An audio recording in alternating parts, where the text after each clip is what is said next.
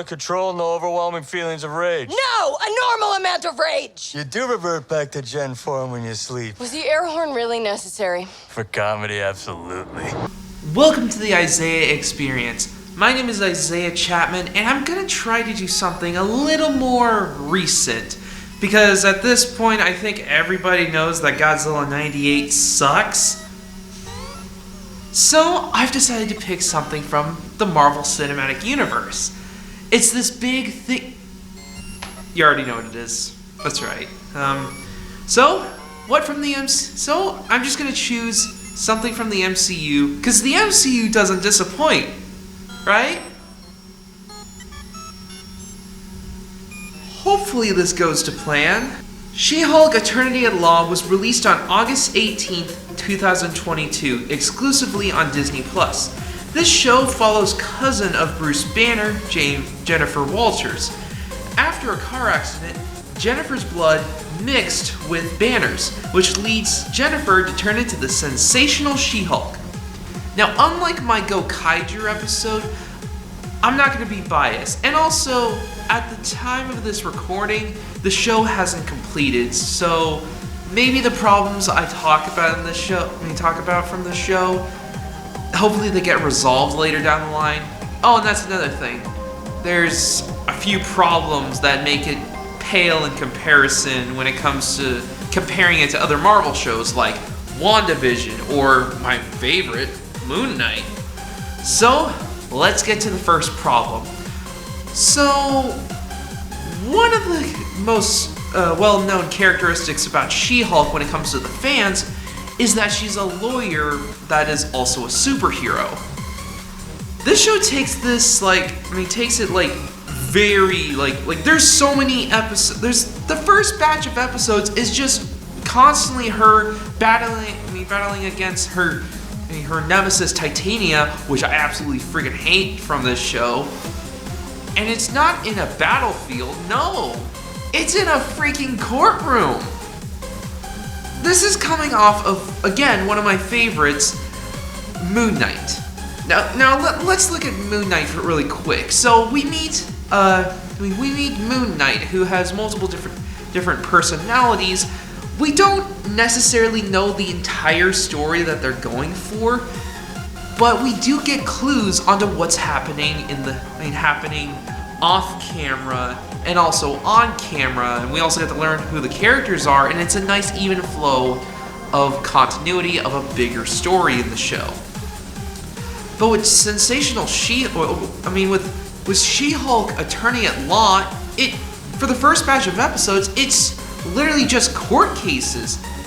Who wants to watch court cases? Get out of here, Judge Judy. Okay, so what's my other problem with this show? Oh yeah, that's right, all the characters that is not She-Hulk and her friends, the superheroes that we actually know and want to see, they're kind of underused. You got Bruce Banner, the Hulk, who at this point has only appeared in 2 episodes.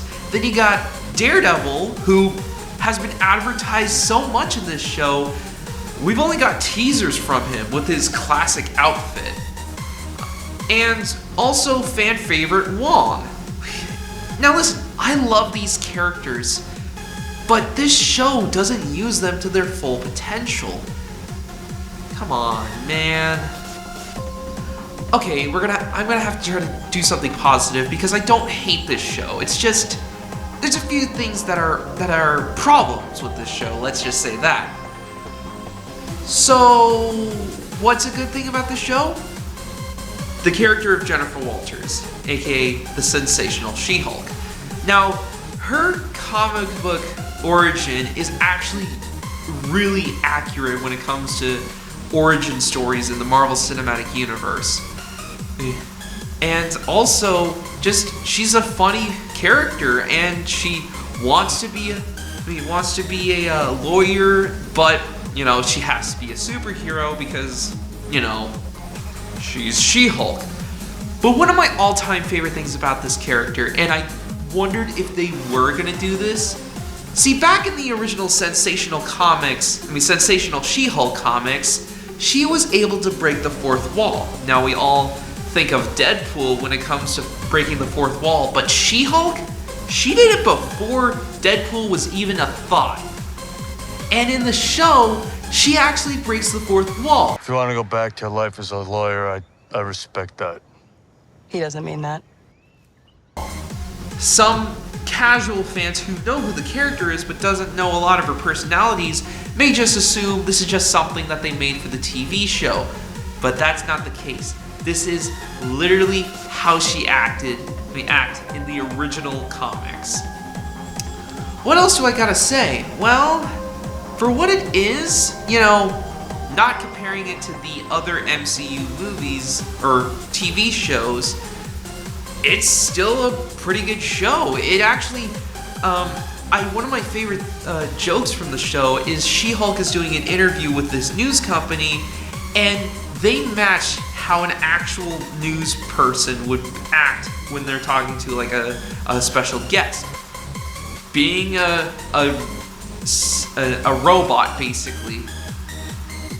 I also like, well, even though I hate her character, Titania, she's basically a social media influencer, and I hate her so much because she does act like one of those snobby social media people, because she's literally selling snake oil. Freaking snake oil, that's bad. So, do I recommend this show, or do I not? It's a little bit of both. Again, this was before the final episode, so maybe it gives us Daredevil, and then maybe sets up for Kang to arrive, and then maybe even also sets up the new Ant-Man and Wasp movie. And maybe even that new Deadpool 3 movie, heck yeah! I'm Isaiah Chapman, and thank you for watching. I'm not proud of this.